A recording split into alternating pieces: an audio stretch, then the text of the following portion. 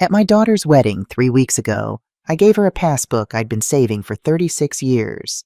She threw it in the fountain and called it spare change. Her new husband laughed and said my job as a janitor made me irrelevant. I'm Rosalind Wallen. I'm 65 years old. I said nothing. I just walked away. But now I'm standing in the middle of what used to be the Sterling Estate ballroom, and it's nothing but rubble and exposed beams. The marble floors are torn up. The crystal chandeliers are gone.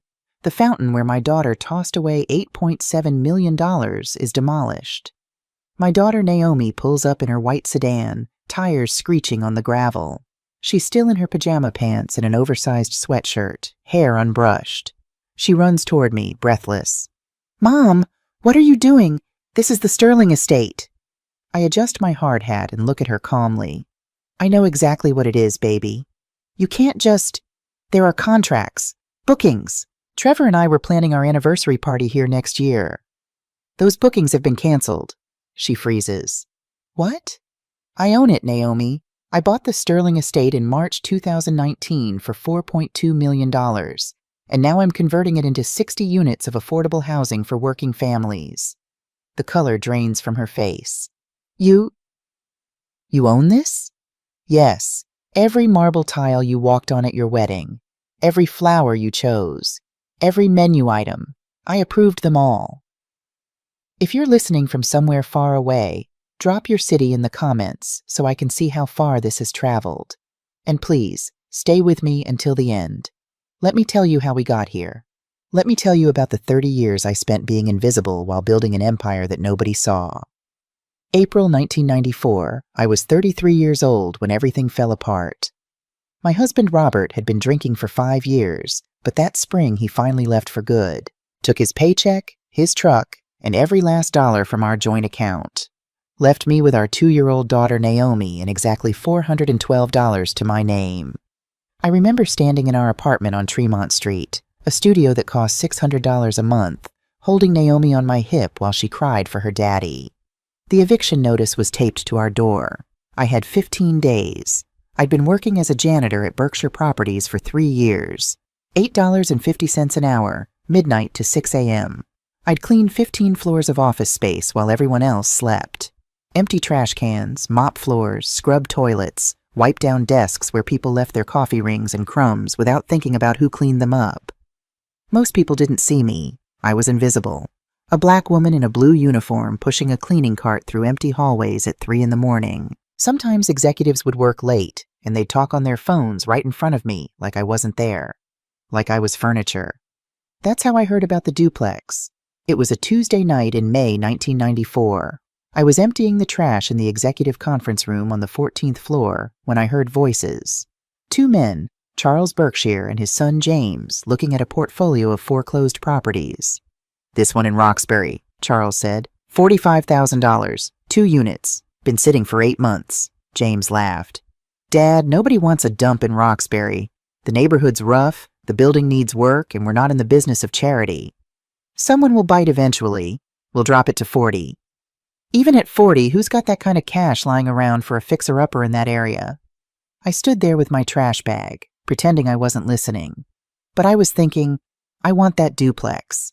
People like me need places like that. I went to the Boston Public Library on my day off, learned about mortgages, property taxes, rental income. I learned about FHA loans for first-time buyers. I learned how to fix plumbing from a book called Home Repair for Beginners that was printed in 1987. 3 years and 8 months later, on January 15th, 1998, I walked into Berkshire Properties with a check for $45,000. Every penny I'd saved, every overtime shift, every holiday I'd worked instead of spending with Naomi.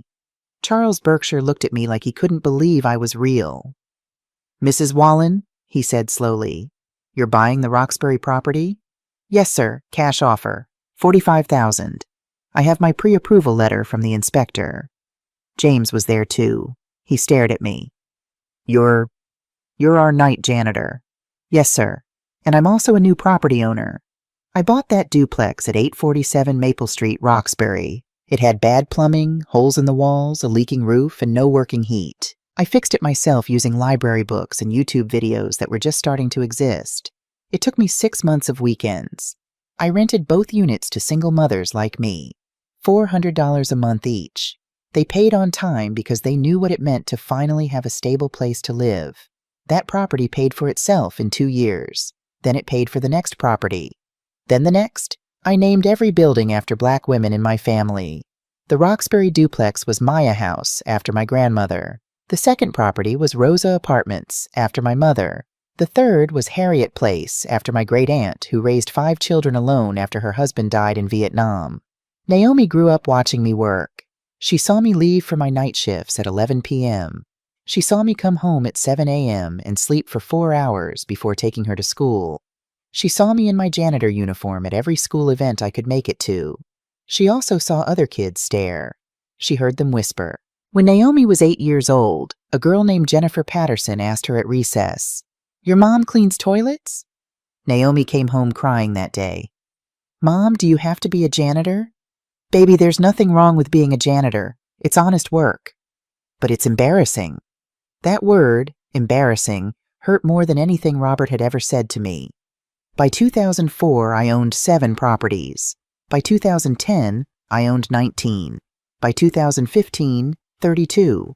By 2019, 47. Nobody knew except my trustee Dale Morrison, a lawyer who'd been helping me set up LLCs since 1999. Every property was held under Wallen Properties Trust. My name wasn't on anything public, just the trust, managed by Dale, with me as the sole beneficiary. I kept working as a janitor. Still 8-hour shifts, 5 nights a week. Still the same studio apartment on Tremont Street, though the rent had gone up to $800 a month by then. People asked me why I didn't quit, why I didn't upgrade my life. The answer was simple. I wanted Naomi to learn that wealth wasn't about what you showed the world. It was about what you built when nobody was watching. I wanted her to value work, not money.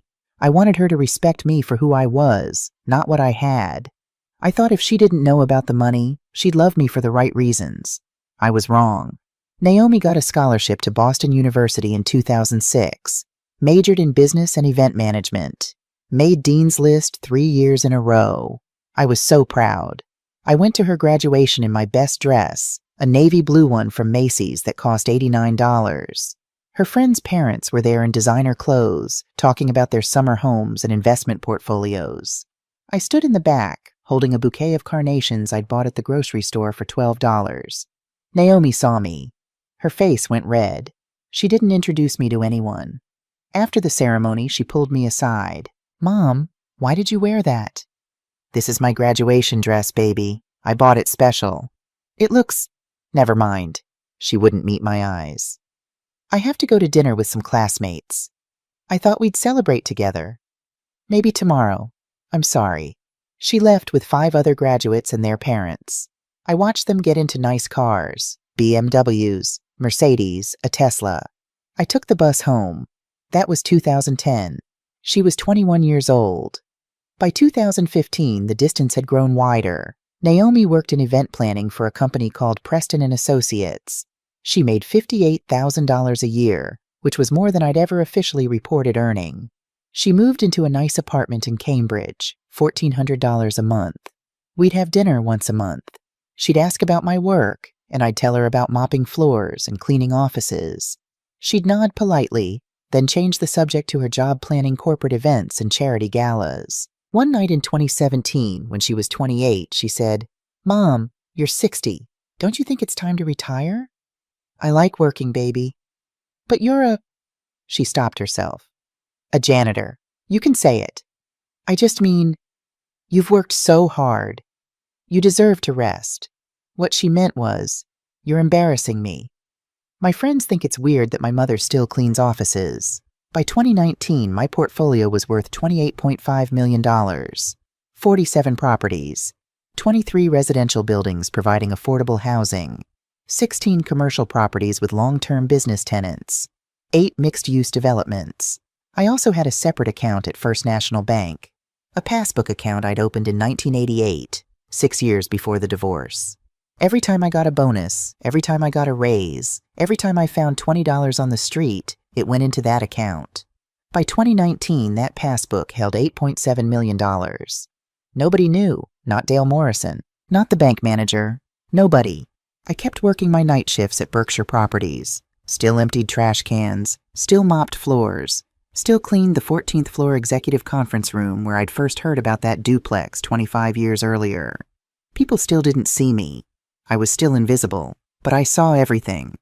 My daughter met Trevor Whitmore at a charity gala in October 2022. She was working the event for Preston and Associates. He was there as a guest, wearing a suit that probably cost more than my monthly rent.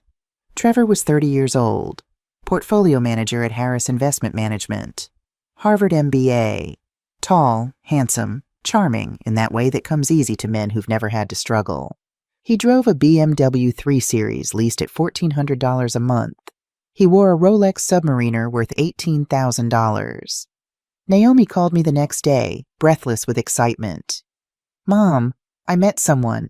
His name is Trevor. He's amazing. He went to Harvard. He works in finance. He's sophisticated and kind, and—" "Mom, I think this could be something real."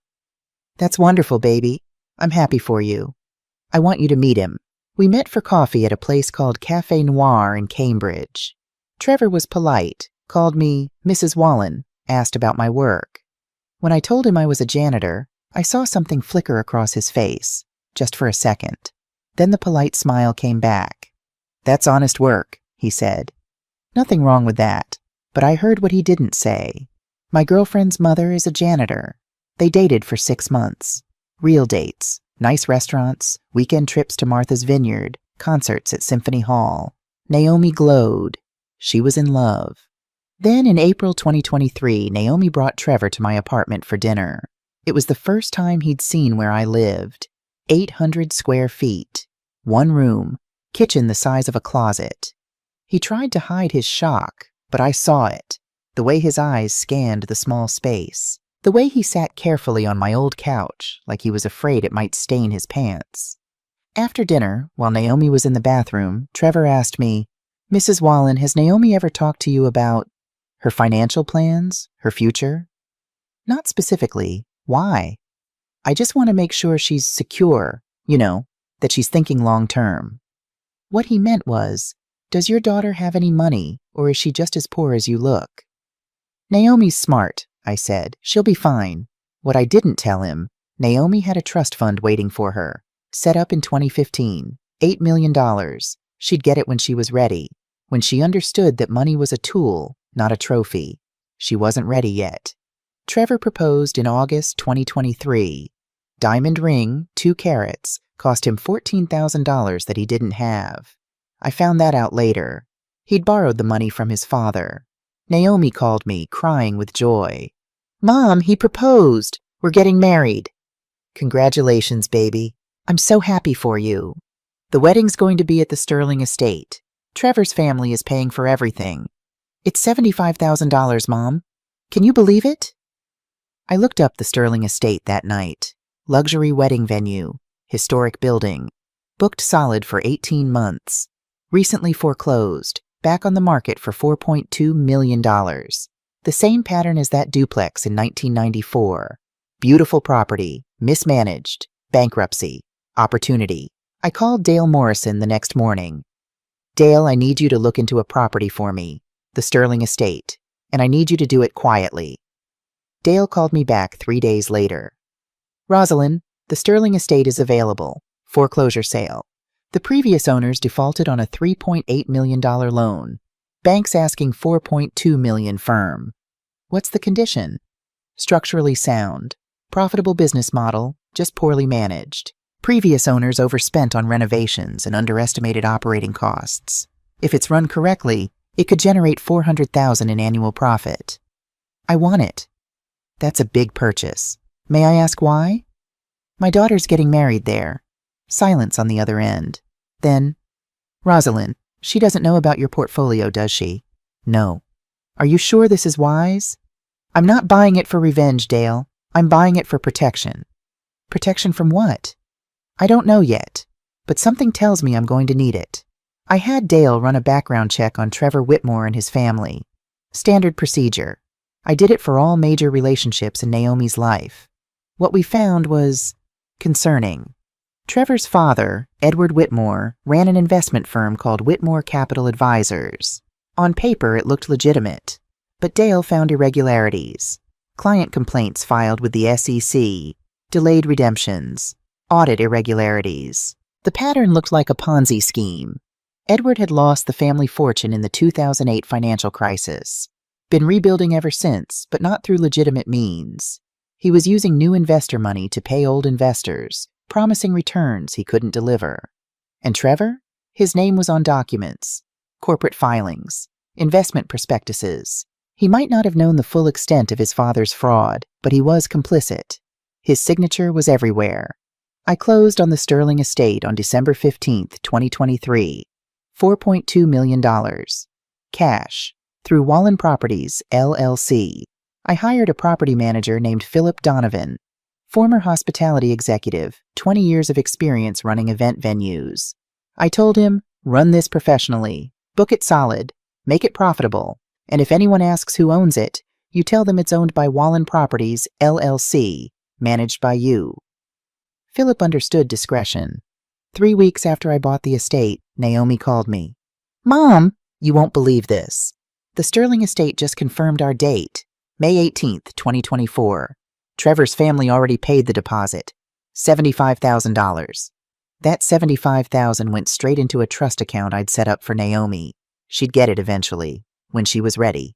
Every detail she planned for her wedding, the flowers, the menu, the setup, the timeline, came across Philip's desk, and Philip forwarded everything to me.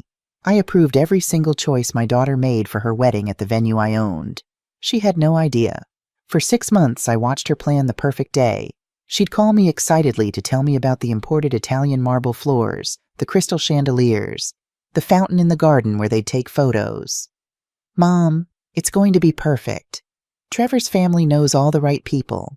His mother, Catherine, has such good taste. This is exactly the kind of wedding I've always dreamed of.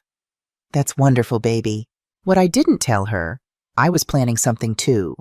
Not revenge. Protection. Because Trevor's father was being investigated by the SEC. Because Trevor's signatures were on fraudulent documents. Because my daughter was about to marry into a family built on lies. I needed to be ready. I just didn't know how bad it would get. The morning of Naomi's wedding, I helped her get ready in the bridal suite. It was a rare mother-daughter moment. Just the two of us in that room with the big mirror and the expensive lighting. I zipped up her dress. Silk, custom-made, $7,000. She looked beautiful. My baby girl, 32 years old, getting married. Mom, she said, looking at me in the mirror. I wish you had a nicer dress. I looked down at my outfit. Navy blue dress from Macy's. Same one I'd worn to her graduation 14 years ago. I'd had it dry cleaned. It was perfectly fine. This is my best dress, baby. I know, but Trevor's family, they're used to a certain standard. His mother, Catherine, is wearing Chanel. The guests are all from that world, you know? Finance people, old money families. Something cracked in my chest. Just a little, but I kept my face calm. I'll be fine, Naomi. Today is about you, not me. Maybe you could sit toward the back during the ceremony, just so you're comfortable, away from all the, away from all the wealthy people who might judge her for having a janitor mother. Of course, baby, whatever you want. She hugged me then, quick and tight. I love you, Mom. I know I don't say it enough. I love you too. The ceremony started at 2 o'clock. 200 guests filled the estate grounds. I sat in the back row, alone. Dale Morrison offered to sit with me, but I told him to enjoy the reception. He'd done enough by helping me build this empire in secret. The estate looked beautiful. White chairs in perfect rows. Flowers everywhere. Roses, peonies, hydrangeas, $30,000 worth. A string quartet played Pachelbel's canon in D. Everything Naomi had dreamed of. Trevor stood at the altar in his custom tuxedo, $3,000. His father Edward stood beside him as best man, wearing a Rolex President worth $42,000. Money he'd stolen from investors.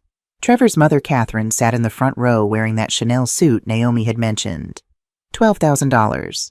Also bought with stolen money. I watched my daughter walk down the aisle. She looked radiant. Happy. Hopeful. I prayed I was wrong about Trevor. I prayed he was better than his father. I prayed this marriage would give her the happiness she deserved. but I had a passbook in my purse and a plan in my pocket, just in case. The ceremony ended. They kissed. Everyone applauded. Naomi was officially Naomi Whitmore now. The reception began at 4 o'clock. Champagne, a 7-course meal, a band that cost $15,000. The guests were mostly from Trevor's world, investment bankers, hedge fund managers, old Boston money families with names like Cabot and Lowell and Forbes. I recognized some of them. I'd cleaned their offices, emptied their trash cans, scrubbed their conference room tables. None of them recognized me. I sat at table 18 near the back with some distant cousins of Naomi's that I barely knew. We made polite conversation. They asked what I did for work. "I'm a janitor," I said. "I clean offices." They nodded politely and changed the subject. Servers moved through the crowd with champagne and hors d'oeuvres. Filet mignon with truffle butter, lobster tail with lemon aioli, food that cost more per plate than I used to make in a day. I watched Naomi laugh with Trevor's friends. I watched her hug Catherine like she was the mother she'd always wanted. I watched her fit seamlessly into this world of wealth and privilege. And I thought, she's ashamed of me. She's been ashamed for years, and now she's trying to become someone else entirely. That's when I decided it was time to give her the passbook. I waited until Naomi was standing near the fountain in the garden. The fountain was 3-tiered Italian marble, water cascading down in perfect streams. It cost $68,000 to install. I knew because I'd approved the expense. She was with her bridesmaids, Jennifer, Ashley, and Madison. All 3 worked in finance or law. All 3 wore designer dresses and jewelry that cost more than most people's monthly rent.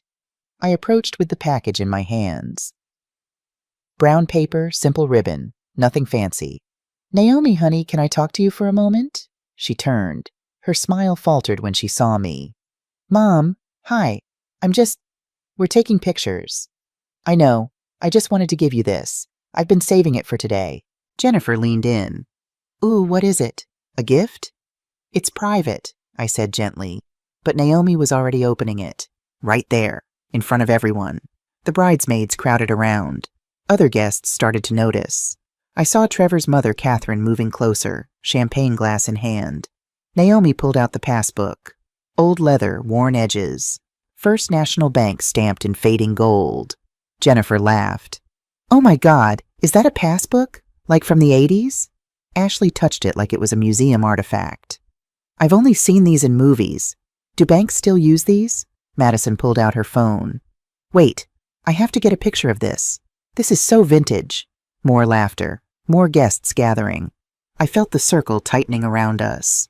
Catherine Whitmore appeared at Naomi's elbow, Chanel perfume arriving 3 seconds before she did. "What's all the excitement?" Her voice was honey over ice. Edward Whitmore followed, Trevor right behind him. All 3 looked at the passbook in Naomi's hands. Edward picked it up, flipped it open. I watched his face. I watched him scan the first page, the page that showed deposits from 1988 to 1995. His eyes caught on one number. Last recorded deposit, $200, March 1995. He looked at me, then at Naomi, then he laughed. "A passbook with $200 deposits?" He said it loud enough for nearby tables to hear. How quaint. More guests turned. The photographer lowered his camera. The band was between songs. The timing was perfect for public humiliation. Trevor took the passbook from his father. I saw him flip through pages, scanning dates and amounts. Small deposits. 200 here, 300 there. Nothing that looked impressive. What he didn't see were the pages in the middle. The pages that showed the compound interest. The pages that showed 36 years of growth. The page that showed the current balance. $8,742,386.47. "Mrs. Walm," Trevor said, using his professional voice, the one he probably used with elderly clients. "This is very thoughtful, but Naomi and I are pretty digital these days. We use apps, online banking. This is more of a keepsake?" Jennifer giggled.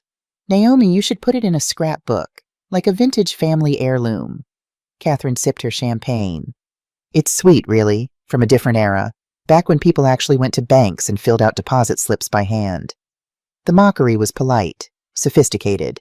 wrapped in compliments that felt like knives. Naomi stood there holding the passbook. Her face was red. Her hands were shaking. "Mom," she said quietly, "this is... Thank you, but..." Edward interrupted.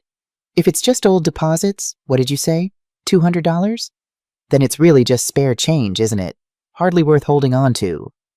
"Spare change," Trevor repeated. He was smiling, but his eyes were calculating. I could see him doing math, thinking about his father's legal problems, wondering if maybe, somehow, this passbook had more in it than it looked. But Naomi spoke before he could ask. "It's just spare change, Mom." Her voice carried across the fountain, across the gathered guests. "Just old money from the 80s and 90s. You shouldn't have brought this." Ashley laughed.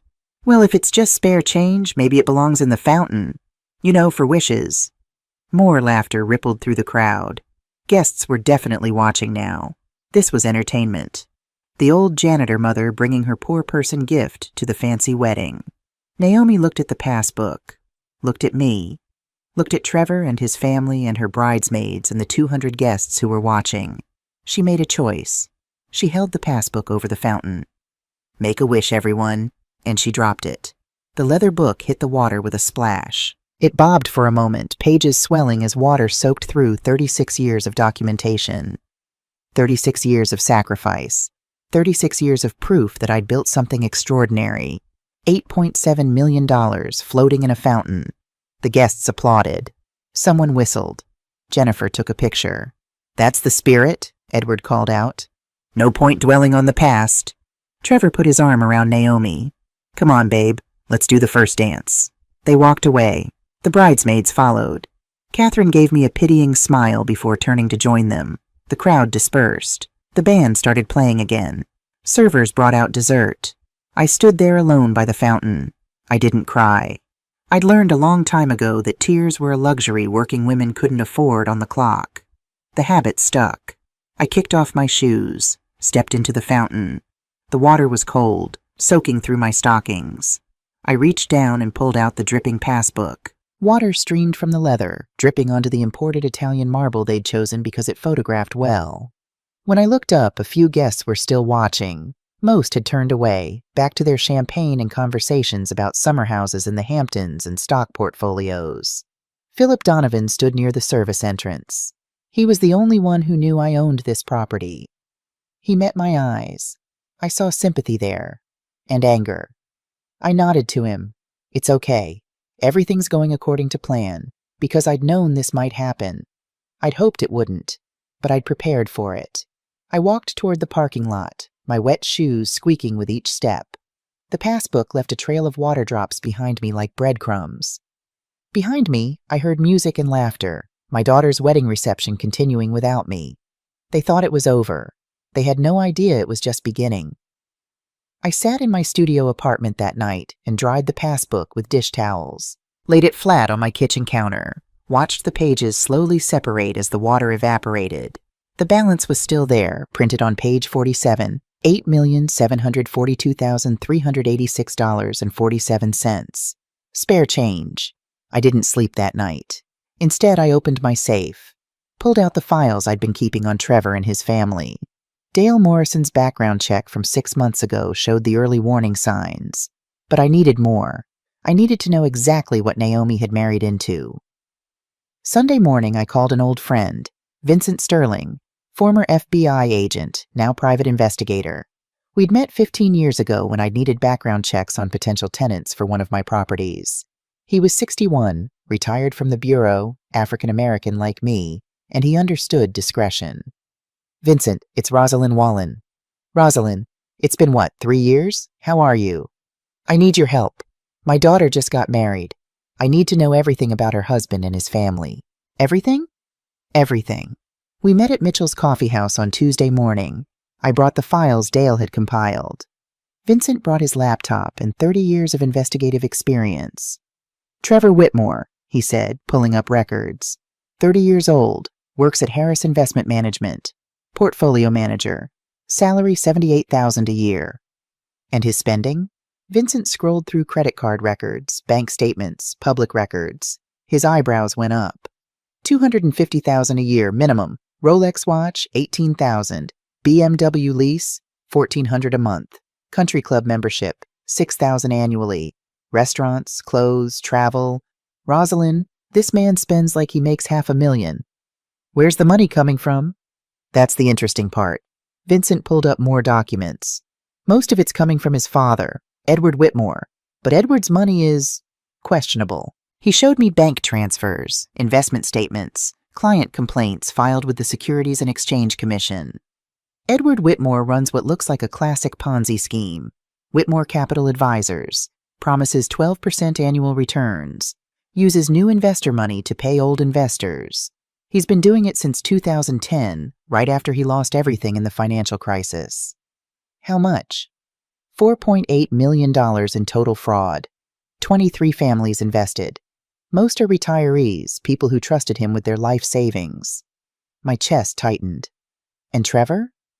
Trevor's name is on the documents. Corporate filings, investment prospectuses, client agreements. His signature appears 137 times. Does he know what his father's doing? Vincent leaned back. That's the question. Either he's actively participating in securities fraud, or he's signing documents without reading them. Both are illegal. Both carry prison time. How long before someone notices? SEC's been watching for 6 months. They're building a case. I'd give it 60 to 90 days before they move. 60 to 90 days. My daughter had been married for 1 week. Vincent, I need you to document everything. Every transaction, every lie, every victim. I need a complete picture. What are you planning? I'm protecting my daughter. 2 weeks after my conversation with Vincent, I made a decision. I was sitting at my kitchen table with all the evidence spread out in front of me.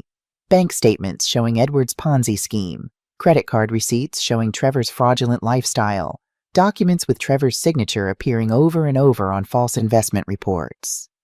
My daughter was married to a criminal, or at least a criminal's son who was too weak to say no. I could do nothing. Watch it explode. Watch Naomi get swept up in the scandal when the FBI finally moved. Or I could act. I picked up my phone and dialed the number Vincent had given me. FBI Financial Crimes Division. How can I help you? My name is Rosalind Wallen. I have information about securities fraud. A Ponzi scheme being run by Whitmore Capital Advisors. I have documentation. There was a pause. Hold, please. 30 seconds later, a new voice came on. Professional, female, efficient. This is Special Agent Diana Foster. I understand you have information about Whitmore Capital. Yes, ma'am. We're already investigating that case. How did you come by this information? Edward Whitmore's son Trevor married my daughter 3 weeks ago. I hired a private investigator to look into the family. We found evidence of systematic fraud going back 14 years. Another pause. Mrs. Wallen, are you calling to report a crime or to protect your daughter? Both. I appreciate your honesty. Can you come to our field office? I can, but I have conditions. The FBI doesn't typically negotiate with witnesses, Mrs. Wallen. You will with me, because I'm not just a witness. I'm handing you a case worth $4.8 million, 23 victims, and 14 years of documented fraud. I'm also handing you Trevor Whitmore's cooperation against his father. How can you promise Trevor's cooperation? Because you're going to offer him immunity in exchange for testimony, and I'm going to make sure he takes the deal. Mrs. Wallen, my daughter didn't know about any of this. I have documentation proving she's not involved. Bank statements, emails, everything showing she was kept in the dark. I want your assurance that she won't be investigated. Agent Foster was quiet for a long moment. If what you're saying is true, and your daughter genuinely had no knowledge of the fraud, then she wouldn't be charged. But I can't make promises until I see the evidence. You'll see it. Tomorrow, 10 a.m. And Agent Foster? I want this confrontation to happen at a specific location, on a specific date, in a controlled environment. This isn't a reality TV show, Mrs. Wallen.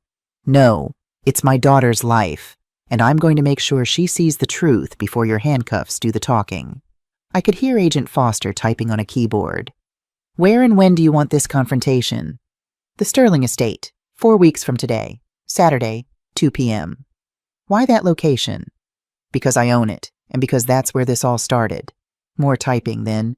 You own the Sterling Estate? The venue where your daughter got married? Yes, ma'am, through Wallen Properties, LLC. I bought it 6 months before the wedding. Mrs. Wallen, exactly how much are you worth? $32 million, give or take. But my daughter doesn't know that. She thinks I'm just a janitor who can barely afford rent. For the first time in our conversation, Agent Foster's professional composure cracked slightly. That's quite a revelation. There are going to be several revelations that day, Agent Foster. I'm asking for your cooperation to make sure they happen in the right order, so my daughter can see the truth clearly, so she can make the right choice. And you think she'll choose to leave her husband? I think she'll choose honesty, eventually. But first she needs to understand what she's married into. Agent Foster sighed. This is highly irregular, but given the complexity of the case and your cooperation, I'll agree to your terms, 4 weeks, Saturday at 2 p.m., the Sterling Estate. But Mrs. Wallen? Yes? If this goes sideways, it's on you. Understood. I hung up, looked at the dried passbook on my counter, at the evidence files spread across my table, at the calendar on my wall where I'd circled the date in red marker. 4 weeks until the confrontation. 4 weeks until my daughter learned the truth about her husband. 4 weeks until she learned the truth about me. I stood up and walked to the window, looked out at the Boston skyline, at the city where I'd spent 30 years building an empire that nobody saw. Soon, everyone would see. Soon, the invisible woman would become impossible to ignore. 2 days later, I stood across the street from Natalie's house in Cherry Hills Village and watched 2 police cruisers pull up to the curb. 6 a.m., Wednesday morning, February 27th, 2025. The house was massive. 3 stories, brick facade, perfectly manicured lawn. I'd helped with the down payment 4 years ago. $50,000. I'd cashed out part of my teacher's pension early, paid the penalty, given it to my daughter for her fresh start after her divorce. Now I knew where the rest of the money came from. Detective Rebecca Stone got out of the first car. 2 uniformed officers followed. They walked up the curved driveway to the front door. Rebecca knocked. 30 seconds. A minute. Then the door opened. Natalie stood there in yoga pants and an expensive cashmere sweater. Hair perfect. Makeup perfect. Starbucks cup in her hand. She looked like she was about to head to the gym, not get arrested. She saw Rebecca's badge. Her face changed. Can I help you? Natalie Walsh? Yes. I'm Detective Rebecca Stone, Denver Police Financial Crimes Division. Rebecca pulled out a paper from her jacket. I have a warrant for your arrest. Natalie's Starbucks cup dropped. Coffee splattered across the concrete. What? You're being charged with 7 counts of attempted fraud, 3 counts of elder financial abuse, identity theft, forgery, and conspiracy to commit wire fraud. Rebecca's voice was professional, calm. Please turn around and put your hands behind your back. Wait. Natalie stepped backward. There must be some mistake. I haven't done anything. I'm a lawyer. I know my rights. You can't just, ma'am, I'm not going to ask again. Turn around. That's when Natalie saw me, standing across the street, watching. Her face went white. Mama? I didn't move, didn't speak. Mama, what's happening? What did you tell them? Rebecca pulled out handcuffs. Ma'am, turn around now. No, this is insane. Natalie's voice rose. Mama, tell them this is a mistake. I stayed silent. I'm your daughter. You can't let them do this to me. Rebecca nodded to the 2 officers. They moved forward, took Natalie's arms, turned her around. The handcuffs clicked. Natalie started crying. Mama, please, I know I made mistakes. I know I borrowed too much money. But we can fix this as a family. We don't need the police. Please. I pulled out one of Robert's notebooks, opened it to the page I'd marked, read aloud across the street. October 12th, 2023. Natalie came by today. Asked if I'd updated my will recently. I said no. She said, You're not getting any younger, Daddy. You should think about it. Then she laughed like it was a joke. But later, when she thought I couldn't hear, she was on the phone in the kitchen. She said, I don't know how much longer I can wait. The old man needs to hurry up and die so I can finally get what's mine. The street went silent. Natalie's face crumpled. That's not... He misunderstood. I was talking about a business deal, not him. Your father was an English teacher for 40 years, I said quietly. He didn't misunderstand words. Rebecca guided Natalie toward the police car, read her Miranda rights. You have the right to remain silent. Anything you say can and will be used against you in a court of law. Natalie twisted back toward me, still crying. Mama, I'm sorry. I'm so sorry. I'll fix it. I'll pay everything back. Please don't do this. But she wasn't sorry she stole. She was sorry she got caught. There's a difference. The police car door closed. Natalie's face in this window. Mascara running, mouth moving, probably still saying she was sorry. The car pulled away. I stood there on the sidewalk. The morning sun was coming up. Birds singing. The neighborhood waking up. Everything normal. Except nothing was normal anymore. Rebecca walked over to me. Are you okay? No, I said honestly. But I will be. Derek Morrison left town yesterday. Flew to Mexico. We have an alert out. Interstate flight to avoid prosecution. FBI is coordinating with Mexican authorities. He's done this before. I know, but not this time. Your husband's documentation connects Derek to all 12 families. This is federal now. FBI won't stop until they find him. She handed me a business card. Natalie's arraignment is tomorrow at 2 p.m. County Courthouse. You don't have to be there. But if you want to be, I'll be there. Rebecca nodded. Walked back to her car. I stood alone in the street, looked at Natalie's perfect house one more time. Then I drove home. Denver County Courthouse, Thursday, February 28th, 2025, 2 p.m. The courtroom was smaller than I expected. Wood paneling, high ceilings, the seal of Colorado on the wall behind the judge's bench. I sat in the gallery. Third row, Hannah beside me. She'd taken off work. Brought baby Robbie, who was asleep in his stroller. At 2:15 they brought Natalie in. Orange jumpsuit, handcuffs, hair pulled back in a messy ponytail, no makeup. She looked young suddenly, vulnerable. She looked like my daughter. It hurt. The judge entered. Older woman, silver hair, sharp eyes. All rise. The Honorable Judge Patricia Morrison presiding. We stood, sat when she did. The State of Colorado versus Natalie Elizabeth Walsh. Case number 2025-CR-001847.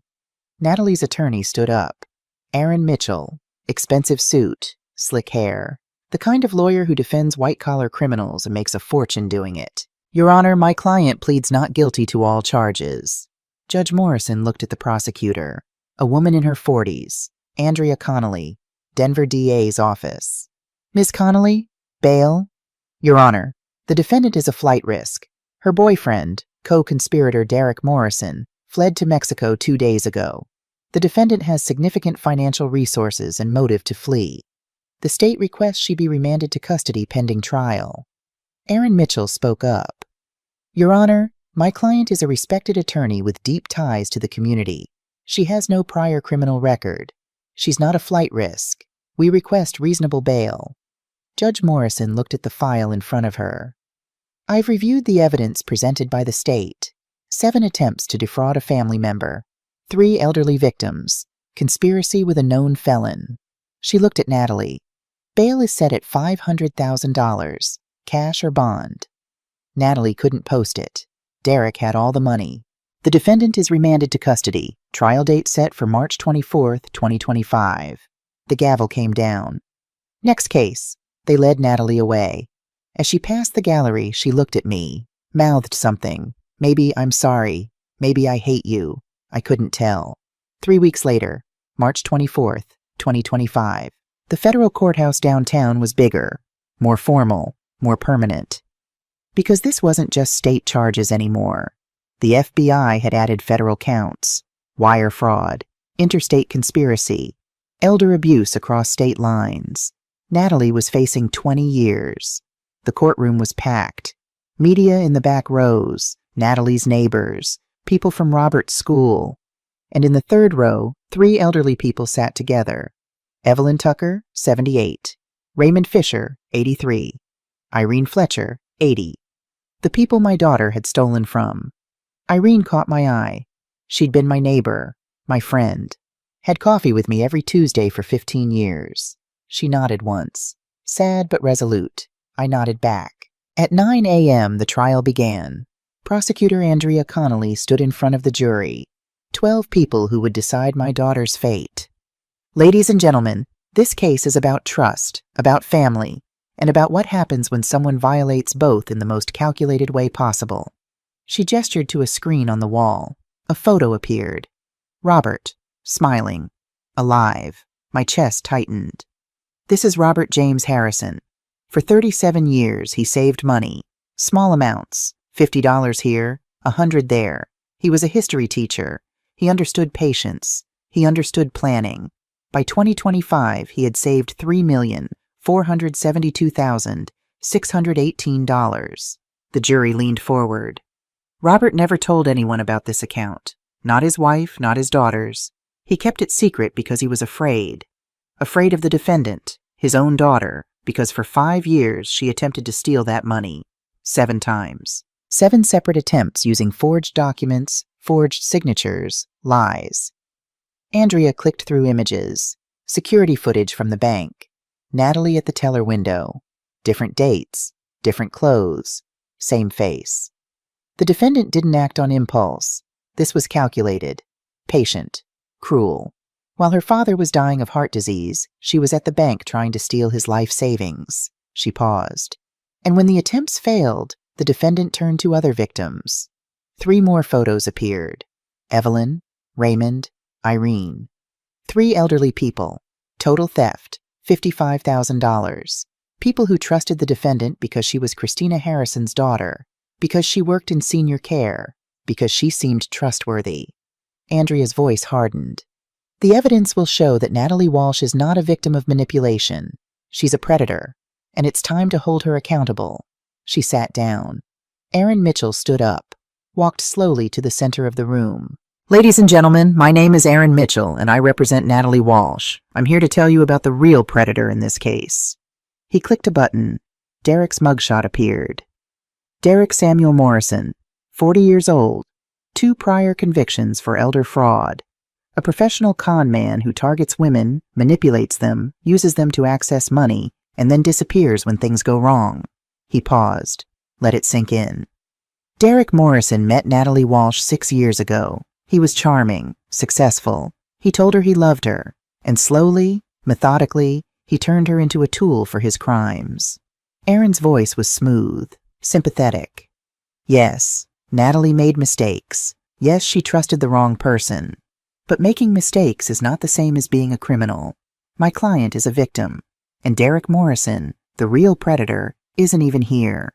He fled to Mexico the moment the investigation started, because that's what he does. He uses women and leaves them to face the consequences alone. He turned to the jury. The prosecution wants you to believe Natalie is a mastermind, but the evidence will show she's a victim of one. And I'm asking you to see the difference. He sat down. Judge Morrison looked at Andrea. Call your first witness.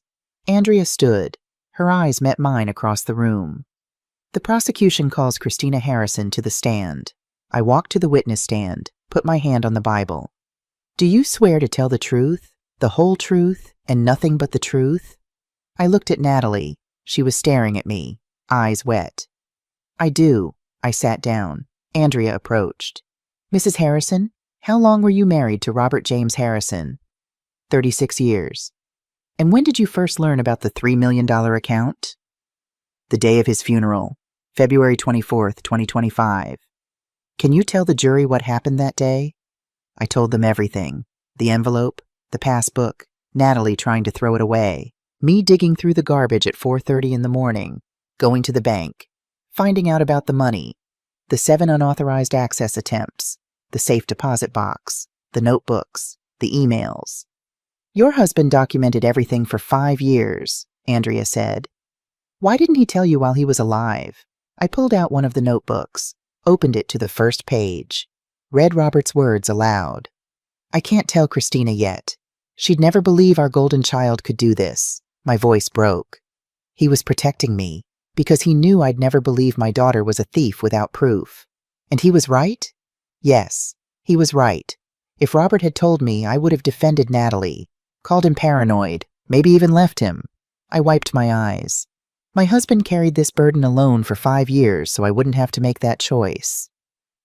Andrea handed me another notebook.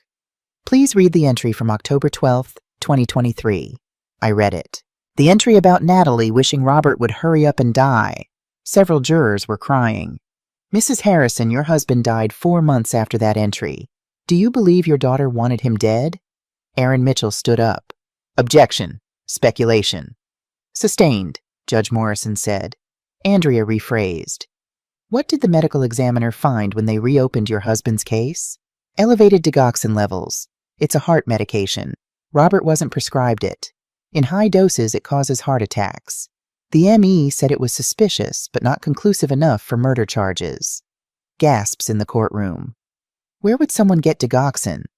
Natalie worked in senior care. She had access to medications. Andrea nodded, walked back to her table, picked up a printed email. I'm now showing you what's been marked as Exhibit M, an email sent February 24th, 2025, the day your husband died. Can you read it to the jury? I read Derek's email. The old man's gone. Stick to the plan. Get the passbook. I read Natalie's response. I'll handle Mom. She's old and trusting. She'll sign whatever I put in front of her. The courtroom was silent. No further questions, Andrea said quietly. Aaron Mitchell approached for cross-examination. Mrs. Harrison, isn't it true your husband kept secrets from you for 5 years? Yes. So you didn't actually witness any of these alleged thefts? No, but I witnessed their consequences. I witnessed my husband die at 66. I witnessed my daughter throw away evidence of $3 million. I witnessed my younger daughter lose everything to an $80,000 scam. I witnessed 3 elderly people lose their savings. I witnessed enough. Aaron had no response. No further questions. I stepped down, walked back to my seat. Hannah grabbed my hand, squeezed. After 2 weeks of testimony, bank employees, FBI agents, handwriting experts, financial analysts, the jury found Natalie guilty on all 10 counts. 1 week later, we returned for sentencing. Judge Morrison looked at Natalie. Before I pronounce sentence, I will hear victim impact statements. Evelyn Tucker stood first. She walked slowly to the front of the courtroom, held onto the podium with both hands. I'm 78 years old, she said. Her voice was quiet but steady. I trusted Natalie like a granddaughter. She came to my home, drank tea in my kitchen, looked at photos of my late husband. She told me about an investment that would help my grandchildren. I gave her $15,000, every penny of my savings. Her voice cracked. She disappeared. I couldn't afford my heart medication for 6 months. I trusted her because she was Christina's daughter, because Christina was a good woman. I thought her daughter must be good too. Evelyn sat down. Raymond Fisher stood next. I'm 83 years old, Vietnam veteran, served my country, worked 40 years as a teacher, just like Robert Harrison, saved what I could for retirement. He looked at Natalie. You told me you were collecting for a veterans charity. Showed me official documents. I gave you $22,000. You looked me in the eye and lied. That was my retirement. Money I earned in blood and sweat. Money I saved teaching kids like you. He sat down. Irene Fletcher stood last. Christina Harrison was my friend, my neighbor for 15 years. We had coffee every Tuesday, talked about our gardens, our children. When she got sick, Natalie offered to help me with home repairs, said my roof needed work. I gave her $18,000 as a deposit. Tears streamed down her face.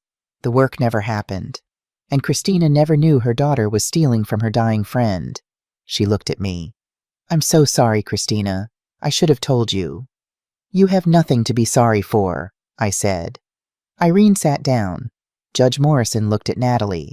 Do you have anything to say before sentencing? Natalie stood, wiped her eyes. I'm sorry, she whispered. I'm so sorry.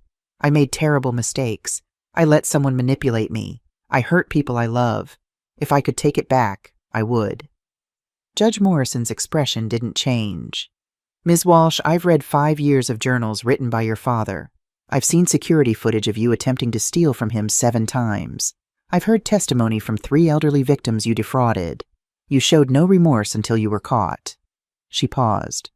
On counts 1 through 3, elder financial abuse, you are sentenced to 2 years on each count to run consecutively. On counts 4 through 10, fraud and identity theft, you are sentenced to 1 year on each count, concurrent. She looked at Natalie. Total sentence: 6 years in federal prison. Additionally, you will pay restitution in the amount of $3,472,618 to Christina Harrison and $55,000 to the 3 elderly victims. Upon release, you will serve 5 years supervised probation. The gavel came down. This court is adjourned. Natalie collapsed into her chair, sobbing. They led her away. As she passed me, she looked back. "I hope you're happy, Mama." I met her eyes. "I'm not happy, Natalie, but your father can finally rest, and you can't hurt anyone else for 6 years. 8 months later, Rebecca called me. "FB, I got him. Cabo San Lucas, Mexico. They're extraditing him within 48 hours. Derek Morrison was arrested on 17 federal charges: wire fraud, interstate transportation of stolen funds, money laundering, conspiracy. His trial lasted 2 weeks. The prosecution brought in victims from all 6 states, 12 families, $8.7 million stolen. The jury found him guilty on all counts. Judge Morrison, the same judge who'd sentenced Natalie, sentenced Derek to 18 years in federal prison. No parole. Mr. Morrison," she said, "you've spent 2 decades preying on families. You weaponized love. You turned daughters against fathers. This court will not show you the mercy you never showed your victims." Derek showed no emotion, just stared straight ahead as they led him away. 1 year after Robert's funeral, Hannah and I stood in a small office on the 2nd floor of a building in Capitol Hill. The sign on the door read, "The Robert Harrison Foundation for Elder Protection." Inside, a desk, filing cabinets, a phone line, a computer, and on the wall, photos of Robert. Not formal portraits, just snapshots. Robert in the garden, Robert at Hannah's college graduation, Robert laughing, alive. We'd used Robert's money to start the foundation. Free legal aid for elder abuse victims, financial education workshops, a 24-hour hotline, support groups. In our first year, we'd helped 54 people, recovered $340,000, prosecuted 12 cases successfully. Evelyn, Raymond, and Irene volunteered as advisors, shared their stories, helped others. Hannah had quit her graphic design freelancing, joined the foundation full-time as operations manager. At the opening ceremony, I stood in front of 20 people and spoke. My husband Robert saved $3 million over 37 years. When our daughter tried to steal it, he didn't just protect our family, he built a case to protect everyone she might hurt next. This foundation exists because Robert believed that justice is quiet, patient, and thorough, just like he was. I looked at Hannah, at baby Robbie in her arms. 2 years old now. Robert's nose, Robert's stubborn streak. Robert couldn't save himself, but he saved all of us, and now we're using his legacy to save others. That's real love. Sunday morning, 18 months after Robert's funeral. I sat on a bench in Washington Park, fed the ducks, watched the water. Hannah walked up with Robbie. He was running now, laughing, chasing birds. "We hit a milestone," Hannah said, sitting beside me. 150 people helped. 8 states are using our model: California, Arizona, Texas, Oregon, New Mexico, Nevada, Utah, Montana. Your father would be proud. He'd be proud of you, Mama. We sat in comfortable silence. "I got a letter from Natalie," I said after a while. Hannah stiffened. "And?" "She says she's sorry. Taking classes, accounting, like your father taught. Therapy twice a week. She wants to see me." "Are you going?" "Not yet. I watched Robbie throw bread to the ducks. Maybe someday, but not yet." Hannah nodded. "That's fair." We stayed at the park for an hour, then drove to Fairmount Cemetery. Sunday ritual, every week. Robert's headstone was simple. Gray granite. Robert James Harrison, 1958 to 2025. Beloved husband, father, teacher. He chose truth over comfort. I placed white roses at the base, sat on the grass. "Hey, baby, it's me again." I told him about the foundation, about Hannah and Robbie, about Natalie's letter. "I miss you every day. I wish you'd told me what was happening, but I understand why you didn't. You were protecting me the only way you knew how. I placed my hand on the stone. Thank you for the passbook. Thank you for the notebooks. Thank you for loving me enough to carry that burden alone. Rest now, Robert. Justice has been served. The sun was warm on my face, birds singing, spring flowers blooming around the headstone. Peace. I'm Christina Harrison. I'm 65 years old now. For 36 years, I was a teacher. For 5 years, I was blind to what was happening in my own family. My husband saw the truth, and the truth cost him everything. His peace, his health, maybe even his life. But the truth also saved us. It saved Hannah from drowning in debt. It saved 3 elderly people from being forgotten. It saved 150 families from predators like the one who destroyed ours. Robert used to say, the truth doesn't set you free immediately. First, it demands you look at what you don't want to see. Then it asks you to do what you don't want to do. Only after that, only after the hard part, does it set you free. Today I'm free. Hannah's free. And because of Robert's courage, 150 other families are free too. At 65, I learned that the strongest love isn't the kind that protects you from pain. It's the kind that documents the truth so you can survive after they're gone. Robert couldn't save himself, but he saved all of us. And that, I think, is what real love looks like. I learned that age is not weakness, that family is not automatic loyalty. That underestimation can be a strategic advantage. I learned that the quietest victories are often the most powerful. And I learned that sometimes, the greatest inheritance isn't money, it's truth. If you're listening from somewhere far away, from a city I've never been to, from a life different from mine, I hope you heard what I'm trying to say. Trust yourself when something feels wrong. Document everything. Protect the people who tell you uncomfortable truths. And remember, sometimes the cruelest thing you can do to someone you love is let them get away with destroying others. My daughter is in prison. My husband is gone. But every Tuesday, I have coffee with Irene Fletcher. Every Sunday, Hannah and Robbie come to the cemetery with me. Every day, the foundation helps someone new. That's not the ending I wanted, but it's the ending Robert built for us. And it's enough. It's enough. Thank you for staying with me until the end. If this story traveled far enough to reach you, drop your city in the comments. And if you know someone who needs to hear this, someone being told they're too old or too trusting or overreacting, share it with them.